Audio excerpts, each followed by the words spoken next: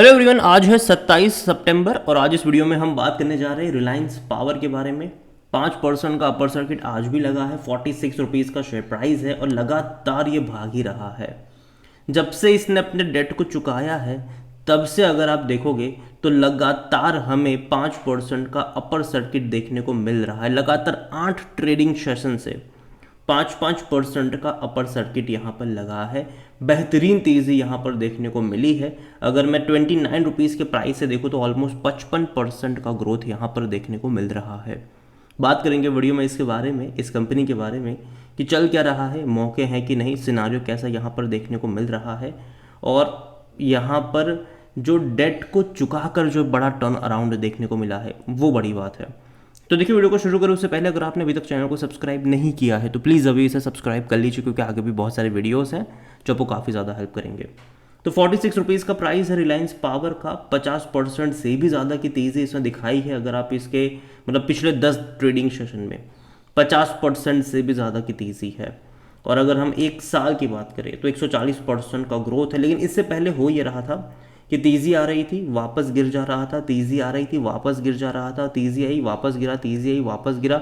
और ये जो गिरावट थी जो 36 रुपीज़ से जो गिर कर ये 29 रुपीज़ पर आया था, ये तब आया था जब इनकी ही एक कंपनी जो रिलायंस होम फाइनेंस, इसी ग्रुप की एक कंपनी जो रिलायंस होम फाइनेंस, जिसमें भैया घोटाला हुआ था 8,000 करोड़ रुपयों का, और सेबी ने बड़ा एक्शन लिया था इनके ऊपर, ट्रेडिंग तक रोक दी थी। मतलब जो प्रमोटर्स हैं उनको बैन तक कर दिया है एक्सचेंजेस से। अनिल अंबानी जी को 5 साल के लिए एक्सचेंजेस से बैन कर दिया है, 25 करोड़ का जुर्माना भी लगाया गया है, ठीक है। और उसके चलते गिरावट इस कंपनी में भी देखने को मिली थी। लेकिन जैसे ही एक अच्छी खबर आई कि भाई साहब डेट चुका दिया है सारा का सारा, यहाँ पर डेट फ्री हो चुकी है कंपनी, तो बिल्कुल वही हुआ जो हमें सुजलॉन में देखने को मिला था। सुजलॉन में भी जो एक बड़ा टर्न अराउंड देखने को मिला था जब उन्होंने अपने कर्जे को चुकाया था, तो यहाँ पर भी कुछ ऐसा ही नज़र अभी के टाइम पर आ रहा है। बड़ी तेज़ी यहाँ पर आई। अगर हम कंपनी की बात करें तो भैया 11 सेशन में 49% की तेज़ी दिखा दी है। और हाल फिलहाल में देखो तो हालांकि बीएससी और एनएससी ने इस कंपनी को एएसएम लिस्ट में डाला हुआ है, एडिशनल सर्वेलेंस मेजर फ्रेमवर्क में इनको डाला हुआ है। Exchanges put the stock in short term और long term ASM a framework to caution investor about high volatility in the share price। Company को तब इस फ्रेमवर्क में डाला जाता है जब इन्वेस्टर्स के इंटरेस्ट को प्रोटेक्ट करना हो कि भैया बहुत ज़्यादा वोलेटाइल शेयर है, ज़रा संभल के रहिएगा। और यहाँ पर अगर आप देखोगे तो अनिल अंबानी ने रिसेंटली ही यहाँ पर प्रेफरेंशियल अलॉटमेंट के जरिए 46.20 करोड़ इक्विटी शेयर्स जो है वो खरीदे हैं। तो अब जो प्रमोटर है उन्होंने यहाँ पर 33 रुपये के दाम पर, शेयर अभी 46 पे ट्रेड कर रहा है, तो इनका जो पैसा है वो तो भैया बन गया यहाँ पर, ठीक है। 50% का तो इन्होंने मतलब 40% तो ठीक ठाक इन्होंने कमा ही लिया, ठीक है। तो अच्छी खासी कमाई इनकी भी हो गई जिन्होंने प्रेफरेंशियल अलॉटमेंट के थ्रू खरीदारी करी थी। और इस प्रेफरेंशियल अलॉटमेंट के थ्रू अगर आप देखोगे तो रिलायंस इंफ्रास्ट्रक्चर जो प्रमोटर है उन्होंने खरीदारी करी थी, ऑथम इन्वेस्टमेंट जो है उन्होंने खरीदारी करी थी, सनातन फाइनेंशियल एडवाइजरी है उन्होंने भी यहाँ पर खरीदारी करी हुई थी। और डेफिनेटली जो तेज़ी आई है उससे इनका तो फ़ायदा यहाँ पर हुआ ही है। लेकिन सबसे बड़ी बात यहाँ पर यह है कि कंपनी में टर्न अराउंड आया है उनके डेट के चुकाने को लेकर। देखिए, रिलायंस पावर की अगर हम बात करें तो जो रेलिगर ब्रोकिंग के जो वाइस प्रेसिडेंट है रवि सिंह, उनका कहना यह है कि कंपनी में पोटेंशियल है कि 50 रुपये का टारगेट नियर टर्म में दिखा देगा ये, और स्टॉप लॉस यहाँ पर 40 रुपये के आसपास आपको लगाना चाहिए। आनंद राठी की अगर हम बात करें, आनंद राठी रिसर्च के जो जिगर एस पटेल है, उनका कहना है कि जो सपोर्ट है वो 42 रुपीज़ के आसपास है और जो रेजिस्टेंस है वो 45 रुपये के आसपास है। अगर 45 रुपये के अगर लेवल ये तोड़ देता है तो 48 रुपीज़ तक की अपसाइड आपको यहाँ पर देखने को मिल सकती है।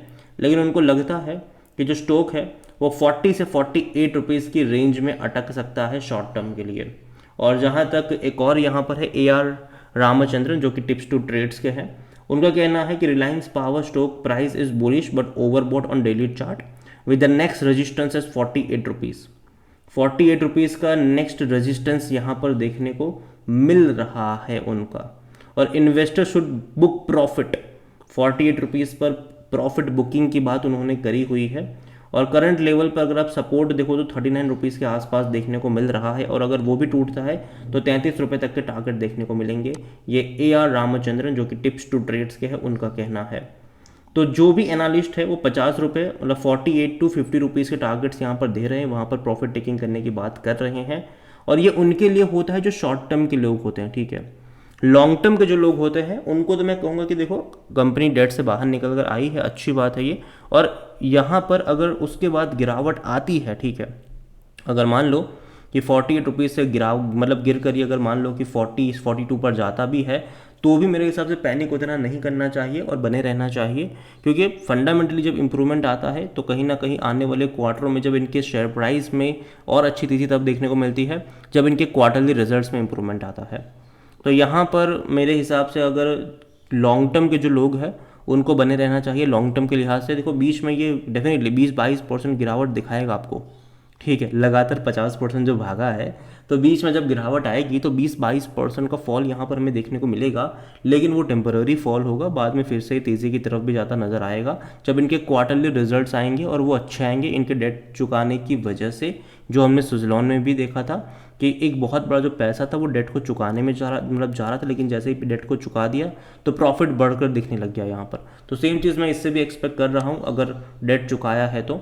और यहाँ पर देखा जाए तो वॉल्यूम्स अगर आप देखो तो बड़ी क्वांटिटी में ट्रेडिंग तो हो रही है, 1 करोड़ से भी ज़्यादा के शेयर ट्रेड हो चुके हैं। बाजार जस्ट अभी खुला है। कंपनी का जो मार्केट कैप यहाँ पर है वो 18,600 करोड़ के आसपास देखने को मिल रहा है। और अगर हम बात करें इसके बारे में तो 100% लोग according to money control user खरीदारी की यहाँ पर बात कर रहे हैं। और अगर हम इनके नंबर्स देखें तो कोई इंप्रूवमेंट नहीं। देखिए आप यहाँ पर 5 सालों में इनके रेवेन्यू में कोई इंप्रूवमेंट नहीं आया। और अगर आप बाकी कंपनियों को देखते हो, ठीक है, जैसे कि रतन इंडिया हो गया या फिर JP पावर, जो छोटी कंपनी है, दर्द से जूझने वाली कंपनियां हैं वो सब, ठीक है, उसने तक 2022 में बहुत बड़ा जंप इनके रेवेन्यू में दिखाया था। लेकिन यहाँ पर वो जंप हमें देखने को नहीं मिला क्योंकि कंपनी जो है वो एक्सपांड कर ही नहीं रही है। कंपनी का जो मेन फोकस पिछले कुछ टाइम में रहा वो अपने डेट को चुकाने में रहा है। और अभी डेट जब चुकता हो गया है तो यहाँ पर बहुत बड़ा इंप्रूवमेंट मैं नहीं देख रहा हूँ रेवेन्यू में। लेकिन मुझे लगता है जो इंप्रूवमेंट यहाँ पर आएगा वो लॉस में जो है, लगातार बड़े बड़े लॉस है, वहाँ पर शायद आपको इंप्रूवमेंट देखने को मिल सकता है। और कंपनी का अगर आप यहाँ पर वैल्यूएशन देखो तो नेगेटिव में पी है क्योंकि कंपनी प्रॉफिटेबल है ही नहीं। इवन लास्ट क्वार्टर में भी तकरीबन 97-98 करोड़ का लॉस ही हुआ था इस कंपनी को। हालांकि फिर भी अच्छा नंबर्स था क्योंकि इससे पहले के क्वार्टर में कंपनी 400 करोड़ 1100 करोड़ तक का लॉस कर रही थी। तो फिर भी ये नंबर जो है वो मेरे हिसाब से अच्छा है, उतना बुरा नहीं है। और रेवेन्यू भी अगर आप देखो तो 4000 करोड़ था एक क्वार्टर में, लेकिन अगेन वो वन टाइम्स आया था। यहाँ पर 2000 करोड़ के आसपास कहीं इसके रेवेन्यू देखने को मिलते हैं। और मैं उम्मीद करता हूँ कि देखो जब नेक्स्ट क्वार्टर के नंबर आएंगे वो थोड़े बहुत बेटर हो। और सबसे अच्छे नंबर्स मैं एक्सपेक्ट करूँगा यहाँ पर इनसे दिसंबर के नंबर्स, क्योंकि जब डेट को चुकाया है तो कहीं ना कहीं यहाँ पर मैं इंप्रूवमेंट एक्सपेक्ट कर रहा हूँ इनसे कि एटलीस्ट ये जो लॉस है ये थोड़ा बहुत प्रॉफिट में हमें नज़र आए आने वाले टाइम में। और जहाँ तक शेयर होल्डिंग के बारे में देखें, प्रमोटर की जो होल्डिंग है 23.24% की है। अब प्रमोटर ने प्रेफरेंशियल अलॉटमेंट के जरिए भी खरीदारी करी है।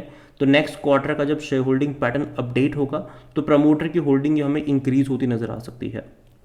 इंस्टीट्यूशन भी अच्छी खासी क्वांटिटी में, हालांकि म्यूचुअल फंड नहीं है, 0.22% की ही होल्डिंग है।